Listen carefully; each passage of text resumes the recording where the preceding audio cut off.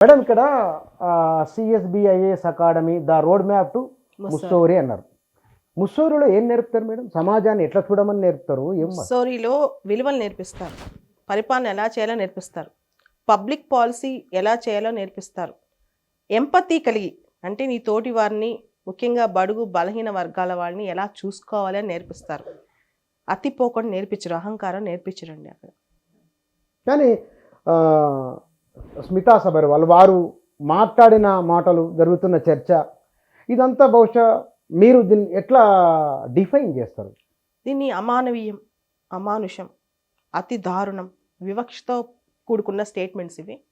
వీటిని నేనే కాదు, సభ్య సమాజం, దేశమంతా ఇంక్లూడింగ్ అన్ని పొలిటికల్ పార్టీస్, మీడియా, బ్యూరోక్రసీ అందరూ ఖండించాలి. ఖండించకపోతే ఇది అవమానం, సమాజానికి అవమానం, ఇది సిగ్గుచేటు. సార్, మీ దగ్గరికి వస్తున్న ట్రైనింగ్ అవుతున్న వాళ్ళు సాధారణంగా ఐఏఎస్ అంటేనే అందరికీ అవకాశం రాదు, అదృష్టం అది కొందరికే వస్తుంది. ఎంత కష్టపడినా సరే చివరి ఒక మెట్టు దాకా వెళ్ళిపోయి వెనక్కి వచ్చిన వాళ్ళు లక్షల్లో ఉన్నారు. అలాంటి ఒక అవకాశాన్ని అందుకోవడానికి వెళ్తున్న వారికి మానసికంగా మీ శిక్షణలోనే ఏం మాటలు చెప్తారు? ఎట్లా ఒక థియరీ ఉంటుంది కదా, అదేమిటి? జనరల్గా సివిల్ సర్వీసెస్ అంటే కేవలం నాలెడ్జ్ కాదు, విజ్ఞానం మాత్రమే కాదు, దాంతోపాటు సమాజంలో వివిధ రకాల వారి పట్ల మనం ఎట్లా ప్రవర్తించాలి, వాళ్ళ కోసం ఎటువంటి పాలసీని మనం ముందు తీసుకెళ్ళాలి, వాళ్ళకి సంబంధించి మనం ప్రాక్టికల్గా వాళ్ళ ప్రాబ్లమ్స్ ఎలా సాల్వ్ చేయాలి, ఇవి జనరల్గా కేస్ స్టడీస్ కానీ ఎథిక్స్ అనే మాకు ఒక సబ్జెక్ట్ ఉంది, నైతిక విలువలు అన్న సబ్జెక్ట్లో సబ్జెక్ట్ ఉంది. ఆ సబ్జెక్ట్లో 250 మార్కులకి అది పెడతారనమాట. 250 మార్కులు. దానిలో ఇవన్నీ నేర్పిస్తాం మనం. ఇవన్నీ నేర్పించిన తర్వాత అనేక రకాల సెక్షన్స్ సంబంధించి మనం ఏ విధంగా మాట్లాడాలి, ఏ విధంగా మాట్లాడకూడదు. సివిల్ సర్వీసెస్లో కోడ్ ఆఫ్ కండక్ట్ అని ఒకటి ఉంటుంది అనమాట. కోడ్ ఆఫ్ కండక్ట్ అంటే ప్రవర్తన నియమావళి. దాని ప్రకారం మనం ఒక ప్రభుత్వంలో పనిచేస్తే ఒక స్టేట్మెంట్ జారీ చేసినప్పుడు అది ప్రభుత్వం తరపున ఇచ్చిన స్టేట్మెంట్ అని లెక్క. Okay. So on behalf of government, ఒక గవర్నమెంట్ ప్రతినిధి పబ్లిక్, తన ప్రైవేట్ విషయాలు మేము పట్టించుకోం. ఓకే. ఇప్పుడు తన ప్రైవేట్ ఏదైనా చేసుకోండి ఎవరైనా, కానీ పబ్లిక్ స్టేట్మెంట్స్ ఇలా డిజబిలిటీస్ గురించి, లేకపోతే ఇంకొక కమ్యూనిటీ గురించి, ఇంకొక విషయం గురించి పబ్లిక్ రిలేటెడ్ స్టేట్మెంట్స్ ఇచ్చినప్పుడు ఒక జనరల్గా ఒక ప్రభుత్వ అధికారి బయట మాట్లాడుతున్నప్పుడు అది ప్రజాభిప్రాయం కాదు, ప్రభుత్వ అభిప్రాయం అని లెక్క అనమాట. మరి ఇప్పుడున్న స్టేట్మెంట్స్ ప్రభుత్వ అభిప్రాయమా, ప్రజాభిప్రాయమా, లేకపోతే ఈవిడ పర్సనల్ ఒపీనియనా, మాకు క్లారిటీ కావాలి.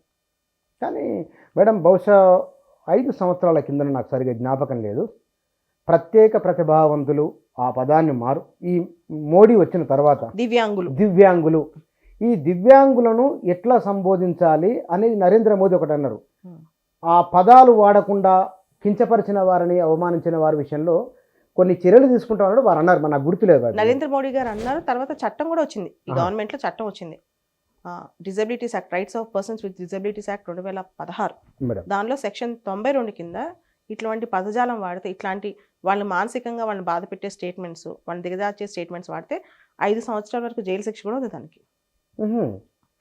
మరి ఈ విషయం వారికి తెలియకనా? వారికి అన్నీ తెలుసు అండి, వారికి అన్నీ తెలుసు. ఇంత చదువుకున్నా తెలియదని నేను ఎందుకు అనుకుంటాను, సమాజం ఎందుకు అనుకుంటాను, వారికి అన్నీ తెలుసు.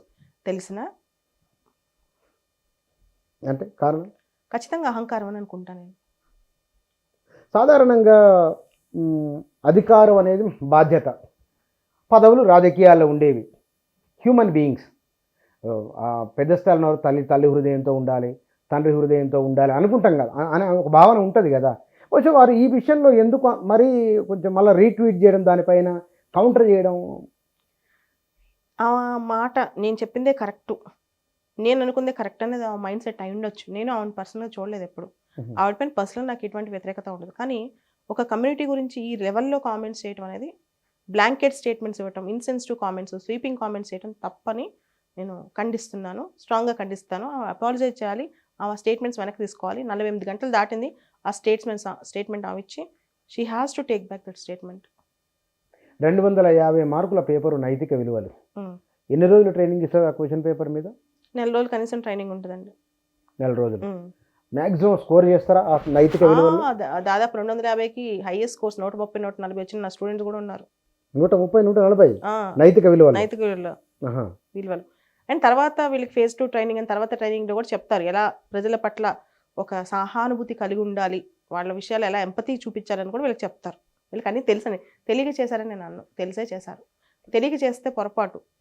ఒకసారి మేము అభ్యర్థించిన తర్వాత ఫస్ట్ 24 గంటల పాటు అందరూ ట్వీట్లో పెట్టారు తీసేయండి అమ్మా అని. తీయకపోవటం తర్వాతే మేము రెస్పాండ్ అయ్యాం, రియాక్ట్ అయ్యాం.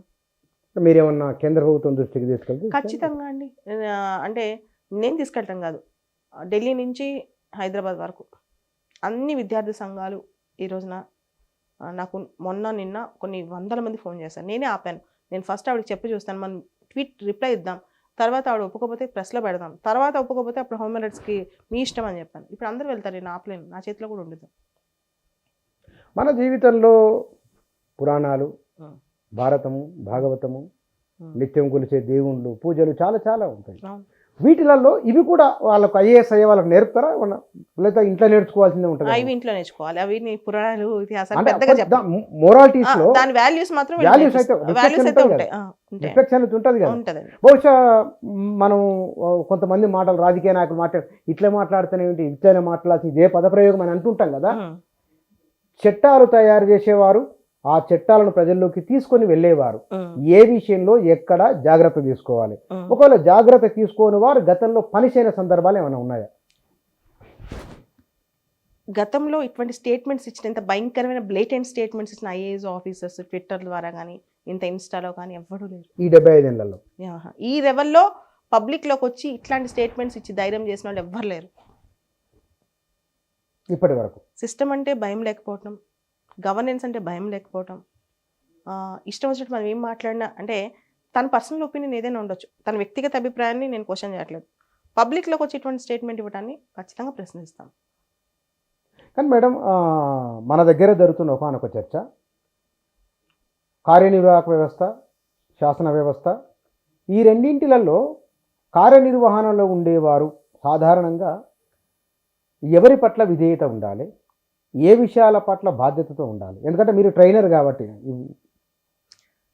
మొదటగా వాళ్ళకి అసలు చీఫ్ సెక్రటరీ, సీఎం వాళ్ళ కింద వీళ్ళు పనిచేస్తారు. వాళ్ళ పర్మిషన్స్ లేకుండా, వీళ్ళ బాస్ పర్మిషన్ లేకుండా ఇటువంటి స్టేట్మెంట్స్ ఇవ్వకూడదు. 2, వీళ్ళ పని ఏంటంటే వాళ్ళున్న డొమైన్లో వాళ్ళు ఇంప్లిమెంట్ చేయటం. ఏదైతే స్టేట్మెంట్స్ జారీ అయ్యాయో అవన్నీ కూడా parliament, policy making, DoPT ministry, judiciary వీళ్ళు చెప్పాల్సిన స్టేట్మెంట్స్. వీళ్ళు కాదు, వీళ్ళ స్థాయిలో వాళ్ళు కాదు. కానీ ఐఏఎస్లు ఆ స్థాయి వారు పొరపాట్లు చేసినప్పుడు ఒక కమిటీ ఉంటుందట కదండి? అవునండి. యాక్చువల్గా దీనికి సంబంధించి పొరపాటు చేసినప్పుడు డిఓపిటీ కంప్లైంట్ వెళ్ళినప్పుడు వాళ్ళు ఇవన్నీ అబ్జర్వ్ చేసి దానికి కమిటీ వేసి వీళ్ళు తప్పు చేశారా లేదా నిర్ధారణ చేస్తారనమాట. చేసిన తర్వాత వాళ్ళు దాన్ని బట్టి చర్యలు తీసుకుంటారు. కేత్కర్ అంశాన్ని ప్రస్తావిస్తూ ఉన్నారు కదా. అవునండి. సో కేత్కర్ విషయం ఏమిటి? పూజా కేత్కర్ అనే అమ్మాయి, నాకు తెలిసిన, అంటే మీడియాలో వచ్చిన సమాచారం ప్రకారం ఆమె OBC certificate, non criminal certificate తీసుకోవడం, డిజబిలిటీ సర్టిఫికేట్ తీసుకోవడం అన్ని ఫేక్ చేసింది. ఆ అమ్మాయి డిజబుల్ అమ్మాయి కాదంట, వాళ్ళ నాన్న డిజబుల్ కాదు, యూపీఎస్సీ డిజబుల్ కాదు అమ్మాయిని సెలెక్ట్ చేసిన అమ్మాయి, ఎయిమ్స్ డాక్టర్స్ డిజబుల్ కాదు, అసలు డిజబిలిటీకి సంబంధం లేని అంశం అది.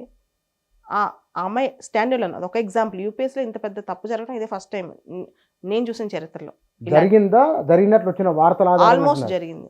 అంటే యూపీఎస్సీ కూడా అమ్మాయిని డీబార్ చేసేసింది, ఫర్దర్ ఎగ్జామ్స్ నుంచి నోటీస్ ఇచ్చేసింది.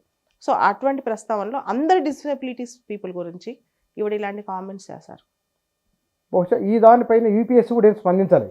యూపీఎస్సీకి సంబంధం లేదు ఈవిడ కామెంట్స్ పైన. ఆ అమ్మాయికి డిఓపిటీ అని వాళ్ళపైన కమిటీ వేసేసి దానిపైన ఇప్పుడు కమిటీ చూస్తుంది అమ్మాయి కేసు మొత్తం, పూజా కేత్కర్ కేసు మొత్తం. బహుశా ఈ అధికారి చేసిన కామెంట్స్ పైన అటు వాళ్ళు ఏమన్నా పరిశీలన తీసుకునే అవకాశం ఉంటుందా? ఖచ్చితంగా తీసుకుంటారు. ఇప్పుడు నేషనల్ లెవెల్లోకి ఇష్యూ వెళ్తుందండి, జాతీయ స్థాయిలోకి ఇష్యూ వెళ్తుంది, ఎంపీలు అందరూ రెస్పాండ్ అవుతున్నారు, మీరు చూస్తే కనుక జాతీయ స్థాయిలోకి వెళ్తుంది. సో దీన్ని ఖచ్చితంగా క్వశ్చన్ చేస్తారని నేను అనుకుంటున్నాను. నిన్నే కదా ఇష్యూ బయటకు వచ్చింది, క్వశ్చన్ చేస్తారని అనుకుంటున్నా, ప్రశ్నిస్తారని అనుకుంటున్నా. మీరు మొదటగా ఆ వ్యాఖ్యలు చూసిన తర్వాత వెనువెంటనే మీరు నేను చూడలేదు వ్యాఖ్యలు. యాక్చువల్లీ నేను ఆ రోజు విచిత్రం అంటే నేను డిఫరెంట్ లేబుల్ స్టూడెంట్స్ కూర్చోబెట్టి మాట్లాడుతున్నాను. వాళ్ళకి మెసేజ్లు వస్తున్నాయి, యాదృచ్ఛికం వాళ్ళకి మెసేజ్లు వస్తున్నాయి. వాళ్ళు అవి చూసి మేడం అని చాలా బాధపడ్డారు, వాళ్ళు చాలా మనస్తాపానికి గురయ్యారు. అది నాకు ఫార్వర్డ్ చేశారు వెంటనే వాట్సాప్కి, చూడండి మ్యామ్ ఇవి ఎలా మాట్లాడుతున్నాం. చూసి ఒక్కరు 5 నిమిషాలు నాకు అసలు మనం ఎక్కడున్నామో అర్థం కాలేదు. సో దీన్ని ప్రశ్నించాలి. వాళ్ళు వెంటనే ఉన్నారు, వెంటనే నాకు కాల్స్ వస్తున్నాయి యూనివర్సిటీస్ నుంచి, అక్కడి నుంచి నేను ఆపండి, ఫస్ట్ మనం మీరు ట్వీట్ చేయండి, ఆవిడకి రిప్లై ఇవ్వండి మేడం, తీసేయండి అని. చాలామంది వీళ్ళకి కౌంటర్ ఇచ్చిన వాళ్ళకి రెస్పాండ్ అవుతున్నారు కొంతమందికి, ఇంక్లూడింగ్ ప్రియాంక ద్వివేది అని చెప్పి ఒక ఎంపీ కూడా మాట్లాడారు, ఆవిడ తప్పు అండి అని చెప్పినట్టున్నారు. ఆయన తీయట్లేదు, ఇంకా తను సపోర్ట్ చేసుకుంటున్నారు.